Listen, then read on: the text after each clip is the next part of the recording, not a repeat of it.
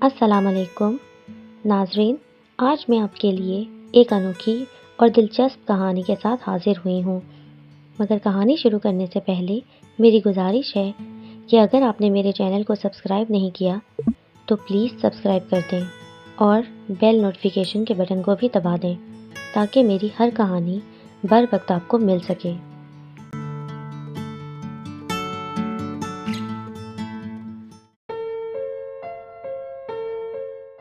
پرانے وقتوں کی بات ہے، ایک آدمی جس کا نام رحیم تھا وہ محنت مزدوری کرتا تھا اور محنت مزدوری کر کے اس نے کچھ رقم جو اشرفیوں کی صورت میں تھی جمع کی تھی۔ یہی اس کی کل جمع پونجی تھی۔ ایک دن اس کو کچھ مہینے کے لیے دوسرے شہر جانا پڑا تو اس نے کچھ ضرورت کا سامان اور تھوڑی سی ضرورت بھر اشرفیاں اپنے پاس رکھ لیں اور سوچا کہ باقی اشرفیوں کو ایک پوٹلی میں محفوظ کر کے اپنے پڑوسی نذیر کو بطور امانت دے جاتا ہوں۔ دوسرے شہر میں کہاں اس پوٹلی کو سنبھالتا پھروں گا، اور نذیر بھائی ہیں بھی ایماندار، وہ اس میں خیانت نہیں کریں گے۔ تو اس نے تمام اشرفیوں کی گنتی کی اور ان کو اچھے سے سنبھال کر پوٹلی میں ڈال دیا اور پوٹلی کو اچھے سے سی دیا تاکہ کوئی پوٹلی کو کھول نہ سکے، اور اس نے پوٹلی کو ایسے طریقے سے سیا کہ اگر کوئی بھی اس پوٹلی کو کھولے تو اس کو آسانی سے پتہ لگ جائے۔ اگلے دن رحیم نے گھر کو تالا لگایا اور نذیر کے پاس گیا اور اس کو یہ اشرفیوں سے بھری پوٹلی دیتے ہوئے کہا کہ نذیر بھائی، یہ میری ایک امانت آپ کے پاس رکھوا کر کچھ مہینوں کے لیے دوسرے شہر جا رہا ہوں، آپ اس کا خیال رکھنا، یہ میرے لیے بہت خاص ہے۔ نذیر نے بنا پوچھے کہ اس میں کیا ہے رحیم سے وہ پوٹلی لی اور کہا کہ ٹھیک ہے رحیم بھائی، یہ میرے پاس آپ کی امانت ہے اور جب آپ آئیں گے تو یہ آپ کو ایسے ہی واپس مل جائے گی۔ اس کے بعد رحیم چلا گیا اور نذیر نے وہ پوٹلی ایک بکسے میں محفوظ کر کے رکھ دی۔ نذیر کی بیوی آسیہ نے اس سے پوچھا کہ رحیم بھائی نے آپ کو کیا رکھنے کو دیا ہے، کم سے کم آپ ان سے پوچھ تو لیتے کہ اس میں کیا ہے۔ تو نذیر کہتا ہے کہ بیگم ہوگی اس کی کوئی چیز، اب اچھا تھوڑی لگتا ہے کہ میں اس سے پوچھوں کہ اس میں کیا ہے۔ پھر اس کی بیوی بکسا کھول کر وہ پوٹلی نکال کر دیکھنے لگتی ہے اور نذیر کو کہتی ہے کہ مجھے تو اس میں کوئی قیمتی چیز لگتی ہے، تبھی تو رحیم بھائی نے پوٹلی کو اتنے اچھے سے سیا ہوا ہے۔ نذیر کہتا ہے کہ بیگم اس کو واپس رکھ دو اور مجھے سونے دو، آج بہت تھک گیا ہوں۔ تو آسیہ پوٹلی کو واپس بکسے میں رکھ کر چلی جاتی ہے۔ نذیر کی 2 بیٹیاں تھیں، مقدس اور زینب، وہ دونوں اب بڑی ہو چکی تھیں اور شادی کے لائق تھیں۔ نذیر بہت زیادہ غریب بھی نہیں تھا مگر بہت امیر بھی نہیں تھا۔ اس کے پاس بہت سی گائے بھینسیں تھی اور وہ دودھ بیچنے کا کام کیا کرتا تھا۔ اگلے دن نذیر صبح اٹھا، بکسا کھولا اور پوٹلی کو چیک کیا اور اس کو ہاتھوں میں اٹھا کر وزن کیا، پھر تسلی کر کے پوٹلی کو واپس بکسے میں رکھ دیا اور کام پر چلا گیا۔ نذیر کام پر تو چلا گیا مگر اس کا ذہن پوٹلی میں ہی الجھا ہوا تھا۔ وہ بے چین ہو رہا تھا کہ کسی طرح اس پوٹلی کو کھول کر دیکھ لے۔ ایسا اس کے ساتھ پہلے کبھی نہیں ہوا تھا۔ اس کے دماغ میں اپنی بیوی کے الفاظ گھوم رہے تھے کہ اس پوٹلی میں کوئی قیمتی اور خاص چیز ہے، مگر نذیر بار بار اس خیال کو جھٹک رہا تھا کیونکہ اس کو رحیم کے آخری الفاظ بھی ذہن میں گھوم رہے تھے۔ وہ ایک عجیب سی کشمکش میں مبتلا ہو گیا تھا۔ وہ دور بادشاہت کا تھا، اس کو ڈر بھی تھا کہ اگر رحیم بھائی نے بادشاہ کو کچھ بتا دیا تو بادشاہ اس کا سر دھڑ سے الگ کر دیں گے، کیونکہ بادشاہ نے وہاں ایک قانون رائج کیا ہوا تھا کہ اگر مجرم کا جرم ثابت ہو گیا تو اسے سزائے موت ملے گی۔ شام کو جب وہ گھر واپس آیا تو گھر پہ کچھ مہمان آئے ہوئے تھے۔ اس نے آسیہ سے پوچھا کہ یہ لوگ کون ہیں؟ آسیہ بولی کہ یہ مقدس کو دیکھنے آئے ہیں اور مقدس ان کو پسند بھی آ گئی ہے، مگر یہ بہت زیادہ جہیز کی مانگ کر رہے ہیں، مجھے نہیں لگتا ہم ان کی مانگیں پوری کر پائیں گے۔ اسی وقت نذیر کے کان میں کوئی کہتا ہے کہ اس پوٹلی میں تمہاری تمام مشکلات کا حل ہے، اس کو کھول لو اور پرسکون ہو جاؤ۔ نذیر فوراً کہتا ہے کہ نہیں، میں ایسا نہیں کر سکتا۔ آسیہ کہتی ہے کہ کیا ہوا، آپ کیا نہیں کر سکتے؟ کیا آپ چاہتے ہیں کہ میں لڑکے والوں کو منع کر دوں؟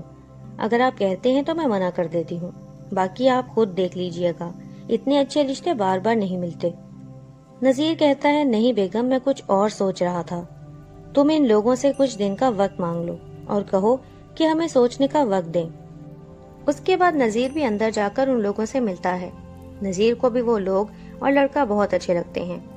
مہمانوں کے جانے کے بعد نذیر چائے کا کپ ہاتھ میں لیے کچھ سوچ رہا ہوتا ہے، تبھی آسیہ اس کے پاس آتی ہے اور کہتی ہے کہ میری بات سنیں، آپ کو ٹھیک لگے تو ہم ویسا کریں گے، اگر نہیں تو اس کے بارے میں دوبارہ بات نہیں کریں گے۔ نذیر کہتا ہے کہ بیگم ایسی بھی کیا بات ہے جو تم اس طرح کہہ رہی ہو؟ آسیہ کہتی ہے کہ بات یہ ہے کہ جب سے رحیم بھائی وہ پوٹلی دے کر گئے ہیں، میرے دماغ میں ایک ہی بات گھوم رہی ہے کہ میں اس کو کھول کر دیکھ لوں۔ مجھے لگتا ہے اس میں خزانہ ہے، آپ کو کیا لگتا ہے؟ نذیر کہتا ہے کہ بیگم میرے دماغ میں بھی بار بار اس پوٹلی کو کھولنے کا خیال آتا ہے، مگر میں اس کو جھٹک دیتا ہوں۔ جانتی ہو نا کہ اگر بادشاہ کو ہماری اس حماقت کا پتہ لگ گیا تو ہمارے سر دھڑ سے الگ کر دیں گے۔ تو آسیہ کہتی ہے کہ پتہ تو تب چلے گا جب رحیم بھائی واپس آئیں گے۔ اس کی بات سے نذیر چونک جاتا ہے اور پریشانی سے کہتا ہے کہ کیا مطلب بیگم؟ آسیہ بولتی ہے کہ رحیم بھائی کی کوئی بیوی بچے نہیں ہیں، وہ اکیلے ہیں، وہ واپس نہ بھی آئیں تو کوئی پوچھنے والا نہیں۔ میں ایک عامل کو جانتی ہوں، اس کے لیے لوگوں کو غائب کرنا کوئی مشکل کام نہیں، بس اس کو تھوڑی سی رقم دینی ہوگی اور وہ ہمارا کام کر دے گا۔ آپ ذرا ٹھنڈے دماغ سے سوچیں، اگر پوٹلی میں سچ میں خزانہ ہوا تو ہماری تمام مشکلات حل ہو جائیں گی اور ہماری بیٹیوں کی شادی بھی دھوم دھام سے ہو جائے گی۔ آسیہ کی باتوں سے نذیر کا بھی ذہن بدلنے لگا تھا، مگر اس نے کہا نہیں بیگم، مجھے یہ سب ٹھیک نہیں لگتا، اور ویسے بھی اس عامل کا کیا پتا وہ یہ کام کرنے کے لیے راضی ہوگا بھی یا نہیں۔ تو آسیہ کہتی ہے معاف کرنا، مگر میں نے اس عامل سے پہلے ہی بات کر لی ہے۔ اس بات پر نذیر غصہ ہو جاتا ہے اور کہتا ہے کہ مجھ سے پوچھے بنا تم نے ایسا کام کیوں کیا؟ آسیہ بولی کہ میں پہلے بھی کئی بار اس سے کام کروا چکی ہوں، اس لیے میں نے اس بار بھی کروا لیا۔ نذیر بولا مگر بیگم تمہیں ایسے لوگوں سے رابطہ نہیں رکھنا چاہیے، یہ لوگ بہت ہی ظالم ہوتے ہیں، اور بادشاہ کے بارے میں بھی سوچو۔ آسیہ بولی کہ مجھے اس وقت بس اپنی بیٹیوں کی شادی کی فکر ہے، اس کے بعد ہم ہر ذمہ داری سے آزاد ہو جائیں گے، اور میں وعدہ کرتی ہوں کہ پھر کبھی اس عامل کے پاس نہیں جاؤں گی۔ نذیر کہتا ہے ٹھیک ہے بیگم، اس بارے میں کل بات کرتے ہیں، میں کچھ سوچتا ہوں۔ آسیہ بولی ٹھیک ہے، مگر سوچ سمجھ کر فیصلہ کرنا، ایسا موقع دوبارہ نہیں آئے گا۔ پھر وہ دونوں سو جاتے ہیں اور نذیر کو خواب آتا ہے کہ وہ بہت سارے پتھر اپنے ہاتھ میں لیے بیٹھا ہے اور بہت مایوس ہے۔ پھر اچانک وہ پتھر سونے کی اشرفیوں میں بدل جاتے ہیں۔ اسی وقت نذیر کو رحیم کی آواز آتی ہے کہ نذیر بھائی یہ آپ نے کیا کیا، میری امانت میں خیانت کی۔ وہ ابھی بات کر ہی رہا تھا کہ دو کالے کالے ہاتھ رحیم کو اندھیرے میں کھینچ لیتے ہیں اور ایک آواز آتی ہے کہ یہ پوٹلی اب تیری ہوئی۔ اسی وقت نذیر کی آنکھ کھل جاتی ہے۔ نذیر سوچ میں پڑ جاتا ہے کہ یہ کیسا خواب تھا، کہیں یہ اس بات کا اشارہ تو نہیں کہ پوٹلی میں سچ میں خزانہ ہے، اور فوراً اٹھ کر پوٹلی کو بکسے سے نکال لیتا ہے اور اس کو سامنے رکھ کر غور سے دیکھنے لگتا ہے۔ تبھی شور سے آسیہ کی بھی آنکھ کھل جاتی ہے۔ وہ کہتی ہے کہ کیا ہوا، آپ ابھی تک جاگ رہے ہیں؟ طبیعت تو ٹھیک ہے نا آپ کی؟ تو نذیر اس کو خواب کے بارے میں بتاتا ہے۔ آسیہ خواب سن کر خوشی سے جھومنے لگتی ہے اور کہتی ہے کہ دیکھا، میں نے آپ سے کہا تھا نا اس پوٹلی میں خزانہ ہے۔ اب تو رب بھی ہمارے ساتھ ہے، اور اس نے ہمیں اشارہ بھی دے دیا ہے کہ یہ پوٹلی اب ہماری ہے۔ آسیہ کی بات سے نذیر کو اور بھی ہمت ملتی ہے اور وہ بنا دیر کیے پوٹلی کو کھول دیتا ہے۔ پوٹلی کے کھلتے ہی ان کے ہوش اڑ گئے۔ ان کو اپنی آنکھوں پر یقین نہیں آ رہا تھا۔ ان کے سامنے ڈھیروں سونے کی اشرفیاں پڑی تھی اور وہ اب ان اشرفیوں کے مالک بن گئے تھے۔ انہوں نے صبح ہی عامل کے پاس جانے کا فیصلہ کیا اور اشرفیوں کو واپس پوٹلی میں ڈال کر اپنے سرہانے رکھ کر سو گئے۔ پھر صبح ہوتے ہی دونوں کاموں سے فارغ ہو کر عامل کے پاس جانے کے لیے نکل پڑے۔ نذیر چونکہ پہلی بار عامل کے پاس جا رہا تھا، اس لیے تھوڑا ڈرا ہوا تھا، جبکہ آسیہ پرسکون تھی۔ اب وہ ایک جنگل نما سنسان اور ویران علاقے میں داخل ہو گئے تھے۔ نذیر بولا کہ وہ عامل یہاں رہتا ہے۔ آسیہ بولی ظاہر ہے، ورنہ اگر وہ ہم لوگوں کے بیچ رہے گا تو بادشاہ اس کو پھانسی پر نہیں لٹکا دیں گے۔ نذیر بولا ہاں، ان لوگوں کی زندگی بھی عجیب ہوتی ہے۔ اتنے میں اسے ایک جھونپڑی نظر آئی جہاں سے کالے رنگ کا دھواں نکل رہا تھا اور عجیب سی بدبو ہر طرف پھیلی ہوئی تھی۔ ان لوگوں نے دروازہ بجایا تو عامل بولا، باہر ہی انتظار کرو، تم لوگوں کا اس وقت اندر آنا مناسب نہیں۔ کچھ دیر بعد عامل باہر آیا تو نذیر کی نظر کمرے کے اندر گئی جہاں بہت سارے جانوروں کے اعضاء اور خون پڑا تھا۔ عامل نے نذیر کو دیکھ کر کہا، کیوں میاں، پہلی بار آئے ہو یہاں؟ تو آسیہ بولی کہ یہ میرے شوہر ہیں، ہم دونوں آپ کے پاس بہت ضروری کام کے لیے آئے ہیں۔ عامل بولا، جانتا ہوں، کام ضروری نہیں ہوتا تو میرے پاس تھوڑی آتے، مگر تو جانتی ہے میری قیمت کام سے پہلے ادا کرنی ہوتی ہے، ورنہ میں کام نہیں کرتا۔ آسیہ بولی، جی جانتی ہوں، اور قیمت میں اپنے ساتھ لائی ہوں۔ پھر عامل بولا، بتاؤ کیا کام ہے؟ نذیر اور آسیہ نے تمام بات عامل کو بتا دی تو عامل بولا کہ کام ہو جائے گا، مگر ایک بات یاد رکھنا، اگر وہ آدمی مرشد والا ہے یا رب کے قریب ہے تو میرا جادو اس پر کام نہیں کرے گا، اس کے علاوہ بے فکر ہو جاؤ۔ اور مزید بولا کہ مجھے کچھ سامان کی ضرورت پڑے گی جس سے اس آدمی کو میں تم لوگوں سے دور رکھ سکوں گا۔ نذیر بولا، کیسا سامان؟ عامل کہتا ہے کہ اس آدمی کے بال یا پھر کوئی اور چیز جو اس نے استعمال کی ہو۔ نذیر بولا، مگر وہ آدمی یہاں نہیں ہے اور اس کے گھر پر تالا لگا ہے۔ عامل بولا، میں یہ نہیں جانتا کہ تم لوگ سامان کیسے لاؤ گے، میں بس اتنا جانتا ہوں کہ بنا سامان میں یہ کام نہیں کر سکتا۔ آسیہ کہتی ہے، آپ فکر نہ کریں عامل بابا، ہم کل آپ کو سامان لا کر دے دیں گے۔ نذیر بولا، آسیہ یہ کیا کہہ رہی ہو تم؟ جانتی ہو نا اس کے لیے ہمیں کیا کرنا ہوگا؟ تو آسیہ بولی، جانتی ہوں، مگر اس میں مشکل کیا ہے؟ ارے کچا سا تو مکان ہے رحیم بھائی کا، دیوار پھلانگ کر لے آنا سامان، ہمارے پاس سیڑھی تو پڑی ہی ہے۔ تم فکر مت کرو، ویسے بھی ہم اتنی دور آ کر واپس پیچھے نہیں ہٹ سکتے۔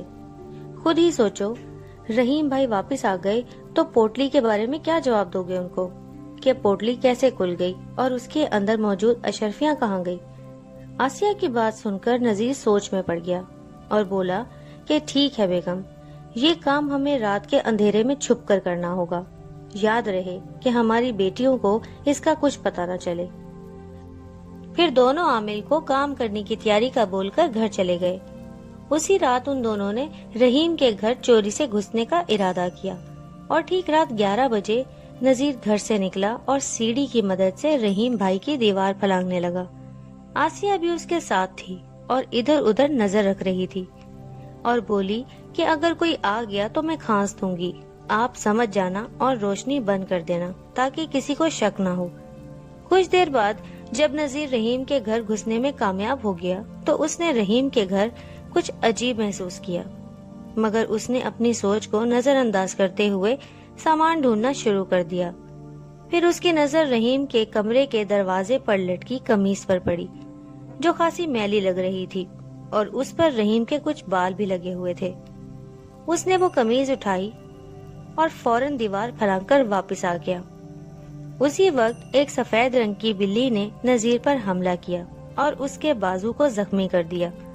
آسیہ نے فٹافٹ نذیر کو اپنی طرف کھینچا اور وہ دونوں گھر آ گئے۔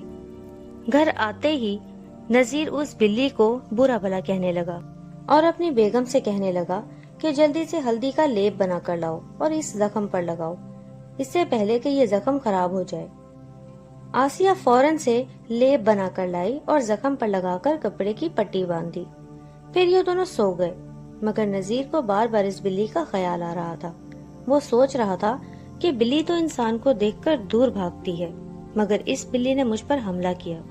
پھر خود کو تسلی دینے کے لیے کہنے لگا کہ ہو سکتا ہے کہ رحیم بھائی کی پالتو بلی ہو، تبھی اس نے میرے ہاتھ میں رحیم کی قمیض دیکھ کر مجھ پر حملہ کیا۔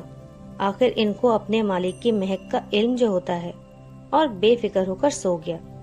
اگلے دن یہ دونوں پھر سے عامل کے پاس گئے اور رحیم کی قمیض عامل کو دے دی اور کہا کہ مجھے بس یہی ملی ہے، اب تم اسی سے کام چلاؤ۔ عامل بولا کہ بس تو دیکھتا جا، اب میں کیسے رحیم کو غائب کرتا ہوں۔ نذیر بولا کہ میں نے انگاروں پر چل کر یہ قدم اٹھایا ہے، کیونکہ اگر بادشاہ کو اس بات کا ذرا سا بھی علم ہو گیا تو ہم سب منو مٹی تلے دفن ہوں گے۔ اور ہمارا ذکر کرنے والوں کو بھی سخت سزا ملے گی۔ عامل بولا، آج تک یہاں میرا مقابلہ کرنے والا کوئی نہیں آیا اور میں اپنے مقصد میں کبھی ناکام نہیں ہوا، اس بار بھی ہم کامیاب ہوں گے۔ تو فکر نہ کر اور بے فکر ہو کر اپنی زندگی گزار، مگر جانے سے پہلے میری قیمت اس کٹوری میں ڈال دو۔ آسیہ نے پوٹلی سے کچھ اشرفیاں نکال کر اس کٹوری میں ڈال دی اور گھر واپس آ گئے۔ اب دونوں میاں بیوی بہت ہی پرسکون محسوس کر رہے تھے۔ آسیہ نے لڑکے والوں کو پیغام پہنچایا کہ ہمیں رشتہ منظور ہے اور ہم آپ کی خواہش کے مطابق اپنی بیٹی کو جہیز بھی دیں گے۔ بس آپ سے ایک گزارش ہے کہ ہماری بیٹی کو کوئی پریشانی نہیں ہونی چاہیے۔ اب ان لوگوں کو تسلی ہو چکی تھی کہ رحیم واپس نہیں آنے والا اور نہ ہی کسی کو پوٹلی کی اصلیت کا پتہ چلے گا، تو اشرفیوں کو کھلے دل سے خرچنا شروع کر دیا اور بیٹی کے لیے خوب جہیز بنایا۔ جہیز مکمل ہونے کے بعد بھی ان کے پاس بہت اشرفیاں باقی بچی تھی۔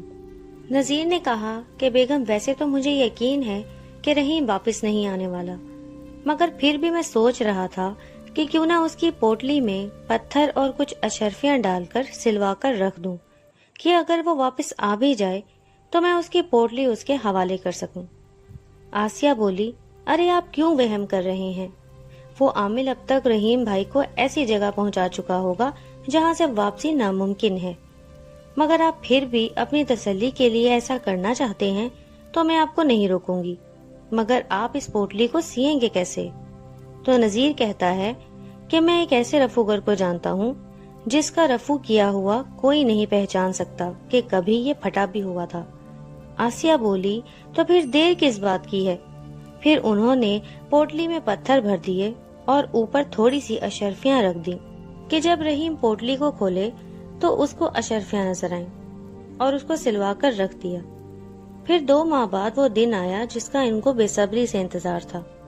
آج ان کی بیٹی مقدس کی شادی تھی جو انہوں نے بہت دھوم دھام سے کی۔ دور دور تک لوگ نذیر کی تعریف کرتے نظر آ رہے تھے کہ اس نے اپنی بیٹی کی شادی میں کوئی کمی نہیں کی، اور یہ بھی فخر اور تکبر سے سینہ چوڑا کرتے ہوئے باہر گھومنے لگا، مگر آنے والی آفت کا اس کو اندازہ نہیں تھا۔ ایک دن نذیر معمول کے مطابق اپنے ایک دوست کے پاس بیٹھا چائے پی رہا تھا کہ اس کا ملازم بھاگتا ہوا آیا اور بولا کہ استاد جی، اچانک 12 میں سے 6 گائے اپنے آپ ہی مر گئیں۔ میں ان کے لیے چارہ کاٹ رہا تھا تو ایک ایک کر کے وہ گرنے لگیں، اور جب میں نے دیکھا تو وہ مر چکی تھیں۔ نذیر نے جب یہ بات سنی تو چائے کا کپ اس کے ہاتھ سے گر گیا اور وہ ہکا بکا رہ گیا۔ پھر بھاگتا ہوا اپنی دکان پر گیا تو 2 اور گائیں وہاں مری پڑی تھیں۔ نذیر نے یہ سب دیکھ کر رونا شروع کر دیا۔ پھر اس کو وہی سفید بلی وہاں جانوروں کے پاس گھومتی ہوئی دکھائی دی۔ نذیر کو دیکھ کر اس بلی نے فوراً اپنا اصلی روپ طاری کیا اور بولی کہ تجھے کیا لگا تھا؟ تو کسی بھلے انسان کی امانت میں خیانت کرے گا تو تجھے اس کا ہرجانہ نہیں بھگتنا پڑے گا۔ ابھی تو شروعات ہے، آگے آگے دیکھتا جا ایک ایک اشرفی تجھ سے کیسے وصول کی جاتی ہے۔ نذیر پر خوف کی کیفیت طاری ہو گئی اور وہ بے ہوش ہو گیا۔ اس کا ملازم اس کو بے ہوشی کی حالت میں اٹھا کر گھر لے آیا۔ آسیہ نے جب نذیر کی یہ حالت دیکھی تو ملازم سے کہنے لگی کہ ان کو کیا ہوا ہے؟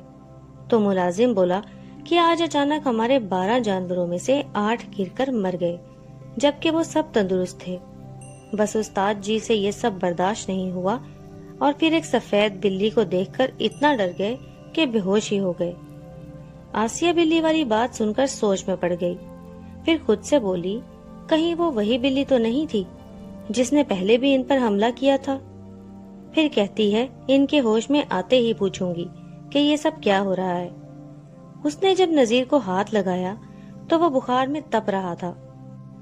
آسیہ نے ٹھنڈے پانی کی پٹیاں کرنی شروع کر دی اور ملازم کو کہا کہ حکیم صاحب کو بلا لاؤ۔ ملازم فوراً گیا اور حکیم صادق کو لے آیا۔ صادق نے جب نذیر کی حالت دیکھی تو بولا اس کو فوراً ہوش میں لانا ہوگا، ورنہ ممکن ہے کہ یہ کبھی ہوش میں نہ آئے۔ تو حکیم صادق نے اپنی کچھ جڑی بوٹیوں کا لیپ بنا کر نذیر کو سنگھایا تو نذیر کچھ ہی دیر میں ہوش میں آ گیا اور بولا یہ بدبو کیسی ہے؟ تو حکیم صادق بولا کہ نذیر بھائی کے بس ایسے سمجھ لیجئے کہ یہ آپ کو دوسری زندگی دینے والا کوئی معجزہ ہے، کیونکہ یہ لپ اتنی بھی جلدی کسی پر کام نہیں کرتا جتنی جلدی آپ پر اثر کر گیا ہے۔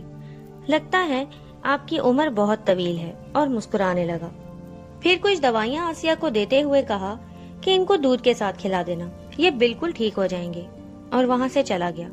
اس کے جاتے ہی آسیہ نے نذیر سے کہا کہ وہ ملازم کہہ رہا تھا کہ آپ ایک بلی سے ڈر گئے تھے، بتائیں کیا ہوا تھا؟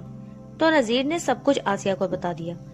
آسیہ نے کہا، آپ کہیں میرے ساتھ مذاق تو نہیں کر رہے نا؟ ایسا کیسے ہو سکتا ہے؟ اگر وہ بلی نہیں کوئی اور چیز تھی تو ملازم کو کیوں نظر نہیں آیا؟ تو نذیر نے کہا، ہو سکتا ہے وہ بس میرے لیے ہی آیا ہو۔ آسیہ کہتی ہے، ہمیں اس عامل کے پاس جا کر پوچھنا ہوگا کہ جب اس نے کہا تھا کہ کام ہو جائے گا تو یہ سب کیوں ہو رہا ہے؟ نذیر بولا کہ بیگم مجھے لگتا ہے ہم نے لالچ میں آ کر بہت بڑی غلطی کر دی ہے، نہ جانے رحیم بھائی نے یہ دولت کتنی محنت سے جمع کی ہوگی۔ تو آسیہ بولی، ارے آپ بھی نا کچھ بھی سوچتے رہتے ہیں۔ ہاں مانا کہ ہمیں یوں امانت میں خیانت نہیں کرنی چاہیے تھی، مگر آپ یہ بھی تو سوچیں نا کہ ہماری بیٹی کی شادی کتنی دھوم دھام سے ہو گئی، اور وہ کتنی خوش ہے سکندر کے ساتھ۔ ابھی وہ دونوں بات ہی کر رہے تھے کہ ان کے دروازے پر دستک ہوئی۔ آسیہ نے دروازہ کھولا تو سامنے مقدس کھڑی تھی اور بہت زیادہ رو رہی تھی۔ پھر اس کا شوہر سکندر بولا کہ رکھیں اپنی بیٹی کو اپنے پاس، میں نے ایک انسان سے شادی کی تھی مگر یہ تو چڑیل ہے، روزانہ رات کو گھر میں توڑ پھوڑ کرتی ہے، اپنا تمام جہیز کا سامان اس نے توڑ دیا ہے، اگر اس کو روکو تو گالیاں دیتی ہے اور چیزیں اٹھا اٹھا کر ہمیں مارتی ہے۔ 2 ہفتوں سے اس کو ہم نے کیسے برداشت کیا ہے یہ ہم ہی جانتے ہیں۔ آپ اس ڈائن کو اپنے پاس رکھیں، میں اس کو جلد ہی طلاق دے دوں گا۔ کل اس نے میری امی کو دوسری منزل سے دھکا دے دیا، ان کا سر پھٹ گیا اور ایک بازو بھی ٹوٹ گیا، وہ تو اس کی شکل بھی نہیں دیکھنا چاہتی۔ اور یہ سب کہہ کر وہاں سے چلا گیا۔ آسیہ اپنی بیٹی کی ایسی حالت دیکھ کر بلک بلک کر رونے لگی اور نذیر سے بولی کہ ہم نے کیا سوچا تھا اور کیا ہو گیا۔ نذیر کو تو جیسے سکتہ ہو گیا تھا اور اس کا منہ بند ہو گیا تھا، اس کا اندر پھوٹ پھوٹ کر رو رہا تھا مگر اس کا ظاہر کسی بت کی مانند لگ رہا تھا۔ آسیہ نے نذیر کو جھنجھوڑا کہ آپ کو کیا ہو گیا ہے، آپ کیوں بت بن گئے ہیں؟ مگر نذیر میں کوئی ہلچل نہیں ہو رہی تھی۔ آسیہ نے جب 2 سے 3 بار یہی عمل دہرایا تو نذیر کو ہوش آیا اور وہ بولا کہ چلو اس عامل کے پاس، اب وہی بتائے گا کہ یہ سب کیوں ہو رہا ہے۔ پھر یہ دونوں اپنی بیٹی کو کمرے میں بٹھا کر عامل کے پاس چلے گئے اور بیٹی کو کہا کہ ہم ذرا تمہارے سسرال ہو کر آتے ہیں۔ وہ جب عامل کے پاس پہنچے تو عامل نے زور سے کہا کہ وہیں رک جاؤ، اندر مت آنا ورنہ بھسم کر دوں گا۔ آسیہ بولی، مگر ہماری غلطی کیا ہے؟ عامل بولا، میں نے تم دونوں کو کہا تھا کہ میرا جادو کسی کامل مرشد والے پر نہیں چلتا۔ جب میں نے عمل کرنا شروع کیا تو میری بھیجی ہوئی تمام چیزیں مجھی پر پلٹ کر وار کرنے لگیں۔ میرے پاس جنات اور موکلات کی فوج تھی جو میرے غلام تھے، مگر رحیم کے مرشد نے ان سب کو پاک کر کے آزاد کر دیا اور وہ سب مجھ سے بدلہ لینے کے لیے میرے سر پر منڈلانے لگے، تو میں نے ان کو تم لوگوں کے پاس بھیج دیا۔ تم لوگوں کی غلطی کی سزا بھلا میں کیوں بھگتوں؟ اب مجھے پھر سے 40 دن کا چلا کر کے جنات کو قابو کرنا پڑے گا، تب تک میں تمہاری کوئی مدد نہیں کر سکتا۔ اب تم لوگ اپنی خیر مناؤ، رحیم کبھی بھی واپس آتا ہوگا اور تم لوگوں سے اپنی پوٹلی واپس مانگے گا۔ نذیر اور آسیہ وہیں سر پکڑ کر بیٹھ گئے اور رونے لگے۔ نذیر بولا، میں نے کہا تھا کہ یہ سب ٹھیک نہیں ہے مگر تم نے مجھے بہکایا۔ آسیہ بولی کہ مجھے لگا تھا کہ ہم اس میں کامیاب ہو جائیں گے، مگر رحیم ایک عام انسان نہیں ہے یہ ہم نہیں جانتے تھے، مگر اب ہم کیا کریں گے؟ تو نذیر بولا کہ اب سزا ہی ہمارا مقدر ہے، جیسے ہی رحیم واپس آئے گا وہ ہم سے پوٹلی مانگے گا اور پوٹلی میں پتھر دیکھ کر وہ بادشاہ کے پاس ہماری شکایت کرے گا۔ میں چاہ کر بھی رحیم کی تمام اشرفیاں واپس نہیں کر سکتا، میرے تو جانور بھی مر گئے ہیں کہ میں انہیں فروخت کر کے رقم واپس کر سکوں۔ اب تو ایک ہی حل ہے کہ ہمیں بادشاہ سے جھوٹ بولنا پڑے گا، کیونکہ پوٹلی کو دیکھ کر کوئی بھی نہیں پہچان پائے گا کہ یہ پوٹلی کبھی کھولی بھی گئی تھی۔ آسیہ نے بھی نذیر کی بات پر حامی بھر لی۔ جب وہ گھر واپس آئے तो मुकद्दस ने घर का हशर नशर किया हुआ था। सारे घर का सामान इधर उधर बिखरा हुआ था और ज़ैनब फर्श पर बेहोश पड़ी थी। उसके सर से खून बह रहा था। नजीर ने फौरन बेटी को गोद में उठाया। फिर आसिया खून साफ करके पट्टी करने लगी और नजीर हकीम सादिक को लेने चला गया। हकीम ने आते ही ज़ैनब की नब्ज देखी। वो बहुत आहिस्ता चल रही थी। सादिक बोला कि खून बहुत बह गया है, बचना मुश्किल है, मैं बस कोशिश कर सकता हूँ। ये सुनकर नजीर और आसिया रोने लगे और अल्लाह से दुआ करने लगे कि हमारी गलतियों की सजा हमारी मासूम बेटी को ना दे। इतने में मुकद्दस आती है और कहती है कि अम्मी, ये घर की कैसी हालत है, क्या हम कहीं जा रहे हैं? फिर उसकी नजर ज़ैनब पर पड़ी। ज़ैनब को इस हालत में देखकर मुकद्दस भी रोने लगती है। तभी नजीर को वहाँ वही सफेद बिल्ली नजर आती है जो मुकद्दस को घूर घूर कर देख रही होती है। नजीर बिल्ली को देखकर कहने लगता है, मेरी बेटी को छोड़ दो, उसका कोई कसूर नहीं है। तो वो बिल्ली वहाँ से चली जाती है और ज़ैनब को होश आ जाता है। होश में आते ही वो मुकद्दस को देखकर डर से चीखने लगती है और आसिया के गले लगकर रोने लगती है। सादिक ये तमाम मंजर बड़ी खामोशी से देख रहा होता है। फिर कहता है कि बच्ची को कुछ दिन आराम करवाएं और अच्छी खुराक खिलाइए और वहाँ से चला जाता है। आसिया और नजीर एक दूसरे को देखने लगते हैं और अपने हाल पर अफसोस करते हैं। फिर मुकद्दस को ऊपर वाले कमरे में बंद करके घर की सफाई में लग जाते हैं। बाहर सादिक सब लोगों को मुकद्दस की हालत के बारे में बता देता है और अब नजीर का बाहर निकलना भी मुश्किल हो जाता है। वो जहाँ से भी गुजरता लोग उससे तरह तरह के सवाल पूछने लगते। जल्दी मुकद्दस की तलाक और दिमागी हालत का भी सबको पता लग गया। अभी ये सब चल ही रहा था कि उन पर सबसे बड़ी आफत टूट पड़ी और रहीम वापस आ गया। रहीम ने आते ही नजीर से अपनी पोटली वापस मांगी। नजीर ने अपने इरादे के मुताबिक पोटली रहीम के हवाले कर दी। रहीम ने अच्छे से पोटली को देखा और नजीर का शुक्रिया अदा करके घर चला गया। घर जाकर जब उसने पोटली खोली तो उसमें अशरफियां देखकर पुरसकून होकर सो गया। सुबह जब उसने तमाम अशरफियां गिनने के लिए पोटली से बाहर निकाली तो उसके होश उड़ गए। पोटली में पत्थर देखकर वो फौरन नजीर के पास गया और बोला कि नजीर भाई, क्या आपने मेरी पोटली खोली थी? तो नजीर अनजान बनकर कहता है कि नहीं रहीम भाई, मैंने इस पोटली को उस दिन देखा था जब आपने रखने के लिए दी थी और फिर कल देखा जब आपने वापस मांगी। ये तो पूरा वक्त मेरे बक्से में महफूज पड़ी थी। तो रहीम बोला कि इसमें मेरी तमाम उम्र की जमा पूंजी थी, मगर अब इसमें पत्थर हैं, और रोने लगता है। तो नजीर कहता है कि भाई मैंने तो कुछ नहीं किया, आप मेरे पर इल्जाम लगा रहे हैं। रहीम बोला अब बादशाह ही इसका फैसला करेंगे। अगले दिन रहीम बादशाह के महल में हाजिर होता है और तमाम बात बादशाह को बताता है। तो बादशाह नजीर और उसकी बीवी को महल में हाजिर होने का हुक्म देता है। जब नजीर और आसिया भी महल में आ जाते हैं तो रहीम की शिकायत की सुनवाई होती है। बादशाह पहले रहीम की बात सुनता है, फिर नजीर की। फिर बादशाह पोटली को गौर से देखता है और रहीम को कहता है कि क्या यह पोटली ऐसी ही थी? तो रहीम कहता है कि हाँ बादशाह सलामत, ऐसी ही थी, मगर इसमें पत्थर नहीं अशरफियां थी। नजीर कहता है बादशाह सलामत, ये मुझ पर इल्जाम लगा रहा है, इसने जैसी पोटली मुझे दी मैंने वैसे ही वापस कर दी। बहुत बहस के बाद बादशाह ने कहा मुझे 4 दिन का वक्त दो, मैं गौर फिक्र के बाद इसका फैसला सुनाऊंगा। फिर बादशाह उनको उनके घर वापस भेज देता है। नजीर और आसिया बहुत खुश थे और उनको यकीन था कि फैसला उन्हीं के हक में आएगा, क्योंकि इस रफूगर को कोई नहीं जानता था और पोटली की हकीकत का पता तो तब चलता जब किसी को पता लगेगा कि पोटली रफू करवाई गई है। दूसरी तरफ बादशाह शिकार पर जाने की तैयारी का हुक्म देते हैं और जाने से पहले अपने तख्त का कालीने खास आधा काट देते हैं और फिर वजीर को कहते हैं मैं 3 दिन बाद शिकार से लौटूंगा, तब तक महल और रियाया का ख्याल रखना। बादशाह के जाने के बाद वजीर की नजर कटे हुए कालीन पर पड़ती है। वो सब दरबारियों को मुखातिब करता है और पूछता है कि ये कालीन किसने काटा है। सब लोग एक ही बात कहते हैं, हमारी क्या मजाल जो हम ये काम करें।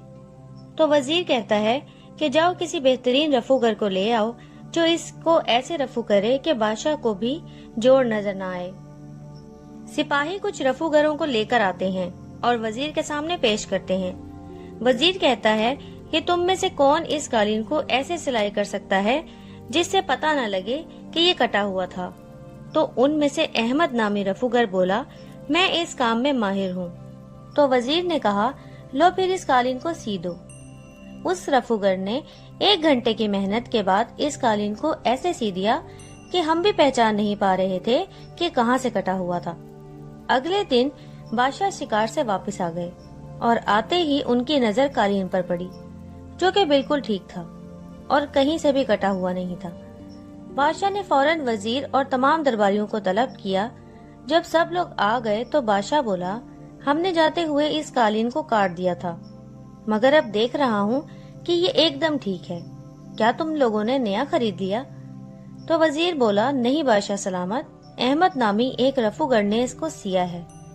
बादशाह ने कहा, इसके हाथ में तो जादू है, मैं खुद नहीं पहचान पा रहा कि कहाँ से काटा था, और हुक्म दिया कि इसको फौरन मेरे खिदमत में हाजिर करो, मैं इसको इनाम देना चाहता हूँ। कुछ देर बाद रफूगर आ गया और बादशाह ने रहीम, नजीर और आसिया को भी बुलवा लिया और बोले कि आज फैसला हो जाएगा कौन सच्चा है और कौन झूठा।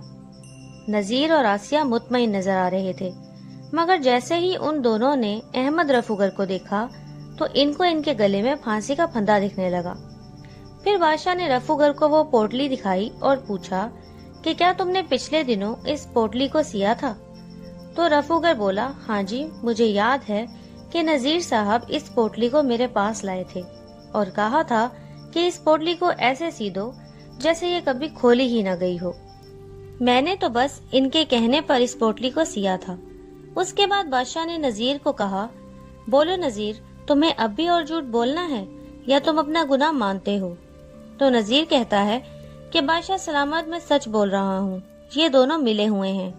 जरूर ये रहीम जाने से पहले इसको ऐसा कहने को बोल कर गया होगा, तभी इसने मुझे देखते ही मुझ पर इल्जाम लगा दिया। रफूगर बोला कि बादशाह सलामत, मेरा यकीन करें, मैं सच्चा हूँ और मैं तो रहीम साहब को जानता भी नहीं हूँ। हकीम सादिक भी बादशाह के दरबार में मौजूद था। वो बोला, बादशाह गुस्ताखी माफ हो तो मैं कुछ कहना चाहता हूँ। बादशाह ने कहा, बोलिए हकीम साहब। तो सादिक ने उस दिन का तमाम वाकया बादशाह को बताया और मजीद कहा कि कुछ दिन पहले मैं रात को चहलकदमी के लिए निकला था तो मैंने नजीर और आसिया साहिबा को रहीम के घर चोरी से घुसते हुए देखा। आप जरा नजीर से पूछें कि ये क्यों रहीम के घर बिना इजाजत घुसे थे। बादशाह ने एक बार फिर नजीर को सच बताने का मौका दिया और कहा कि अगर सच बता दोगे तो कम सजा मिलेगी, वरना खैर नहीं। मगर नजीर ने कहा, मैं क्यों भला रहीम भाई के घर चोरी से जाऊंगा, उनके घर में कौन सा खजाना दफन है। इतने में रहीम बोला कि एक तरीका है जिससे दूध का दूध और पानी का पानी हो जाएगा। मेरे पास आईने की ताकत है जो मेरे मुर्शिद बाबा साबिर अली नौशाही कादरी ने मुझे अता की है। बादशाह ने रहीम को इजाजत दी और मौका दिया अपनी सच्चाई सामने लाने का। फिर रहीम ने एक बड़ा सा सफेद कपड़ा मंगवाया और उस पर काले रंग से एक मुनासिब दायरा बनाया। फिर उसको एक दीवार पर चिपका दिया और बादशाह से कहा कि किसी नाबालिग 7 से 8 साल के बच्चे को बुलाइए। बादशाह ने बच्चे का इंतजाम भी कर दिया, जो कि वजीर का सबसे छोटा बेटा था। रहीम ने इस बच्चे को कहा कि जो भी तुम्हें यहाँ नजर आए वो तुम सबको बताना। उसके बाद रहीम ने दायरे पर थोड़ी सी खुशबू लगाई और बच्चे को कहा कि दायरे की तरफ देखते रहो और नजर यहाँ वहाँ मत घुमाना। बच्चे ने उसकी बात मान ली और दायरे में देखने लगा। रहीम ने कुछ पढ़ना शुरू किया और फिर बच्चे से कहा कि मेरे घर जाओ और बताओ मेरे घर से क्या चोरी हुआ है। बच्चा बोला, रात का वक्त है और 2 लोग, एक आदमी और एक औरत, एक घर में चोरी से दीवार फलांकर घुस रहे हैं। आदमी घर के अंदर जबकि औरत बाहर ही खड़ी है और दूसरी साइड से एक आदमी दूर से इनको देख रहा है, मगर वो छुपा हुआ है, सामने नहीं आ रहा। तो रहीम कहता है, आप घर के अंदर झांको और बताओ वो क्या कर रहा है। बच्चा बोला, वो एक कमीज उठा रहा है और अब वो वापस दीवार फलांग रहा है। यहाँ एक सफेद बिल्ली भी है जो इस आदमी को गुस्से से देख रही है और अब उस बिल्ली ने उस आदमी के बाजू पर हमला किया। रहीम कहता है कि क्या तुम्हें ये दोनों लोग साफ साफ दिख रहे हैं? बच्चा बोला, हाँ, साफ दिख रहे हैं। उसके बाद रहीम ने बच्चे को कहा कि आंखें बंद करके उठ जाओ और हमारी तरफ देखो। फिर नजीर और आसिया की तरफ देखते हुए बच्चे को कहा कि क्या वो दोनों यही थे? तो बच्चा बोला, हाँ, यही दोनों थे। उसके बाद बादशाह ने बच्चे को कहा, जाओ बाहर जाकर खेलो। अब नजीर और आसिया बुरी तरह फंस चुके थे। वो बादशाह के कदमों में गिर गए और तमाम बात बता दी। बादशाह ने फौरन सिपाहियों को हुक्म दिया कि इनका सर धड़ से अलग कर दो, इनकी गुस्ताखी माफी लायक नहीं है, और उस आमिल को भी गिरफ्तार करने का हुक्म दे दिया। नजीर और आसिया रहम की भीख मांगने लगे और रहीम को कहने लगे कि अपने मुर्शिद के सदके हमें माफ कर दो, हम तुम्हारी सारी रकम तुम्हें अदा कर देंगे। बादशाह ने कहा, रहीम तुम तो अनमोल तोहफा हो, मुझे भी इस इल्म से रोशनास कराओ।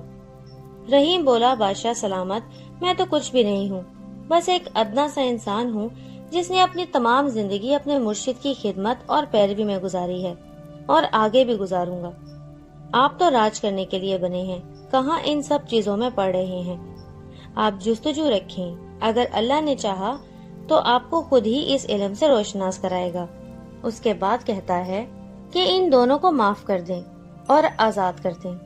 मेरे लिए दौलत शोहरत कोई अहमियत नहीं रखते, मगर वो पोटली मेरे लिए बहुत खास थी। दरअसल उस रकम से मैंने अपने मुर्शिद पाक का दरबार तामीर करवाना था। मैंने वो बहुत मेहनत से जमा की थी और इन लोगों ने न सिर्फ उस रकम को खर्च कर दिया बल्कि झूठ बोलकर अमानत में खयानत भी की। इसलिए मैंने ये मामला आपके हजूर पेश किया ताकि आइंदा कोई ऐसी हरकत करने का ना सोचे।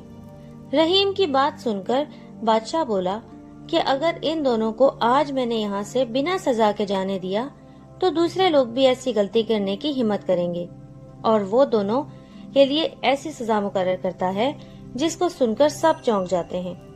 बादशाह रहीम को कहता है कि आज से आप हमारे साथ यही महल में रहेंगे और ये दोनों ताउम्र आपकी खिदमत करते रहेंगे और आपके मुर्शिद का दरबार बनाने की जिम्मेदारी मेरी।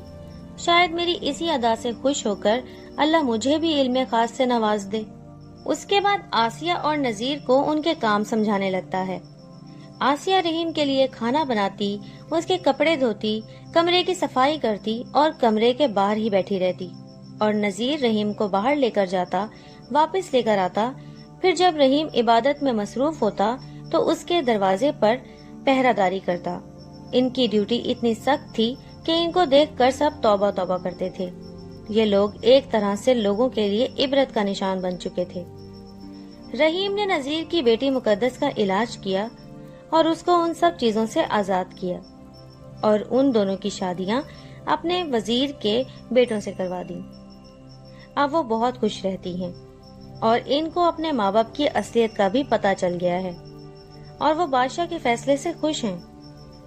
एक ही महल में रहते हुए भी नजीर और आसिया को बस हफ्ते में एक ही दिन अपनी बेटियों से मिलने की इजाजत है, वो भी तब अगर बेटियां चाहें तो। इन सब हालात और अपनी किस्मत को देखते हुए नजीर आसिया से कहता है कि देखो आसिया, आज हम किस मकाम पर खड़े हैं कि ना हमारे पास इज्जत है, न बेटियों का प्यार, न दौलत और न ही रब का साथ। मैं एक इंतहाई ईमानदार और नमाजी शख्स था। सही कहते हैं, औरत चाहे तो वीरान घर को जन्नत बना दे और चाहे तो महल को खंडर। तुम्हारी इस लालच ने मेरी आंखों पर पर्दा डाल दिया और हमने सब कुछ खो दिया।